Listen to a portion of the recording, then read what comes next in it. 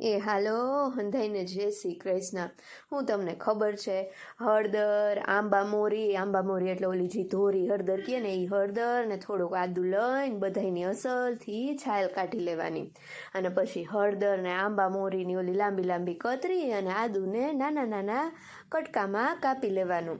અને પછી આ બધી વસ્તુમાં સ્વાદ પ્રમાણે મીઠું, થોડીક હળદર, થોડીક હિંગ, લીંબુનો રસ અને રાઈનો બોરો નાખીને અસલથી હલાવી લેવાનું. બધી વસ્તુ અસલની મિક્સ થઈ જાય ને એટલે પછી એમાં કાચું માંડવીનું તેલ નાખવાનું અને એને હારી પેટ હલાવીને મિક્સ કરી લેવાનું. અને પછી જો આ કેવી અસલની આપણી આથેલ હળદર તૈયાર થઈ ગઈ. આ આથેલ હળદરને તમે ફ્રીજમાં 15 દિવસ સુધી હાચવી શકો. આ આથેલ હળદર શિયાળામાં તો ખાસ ખાવી જોઈએ. લીલી હળદર શિયાળામાં શરીર માટે ખૂબ ફાયદાકારક હોય.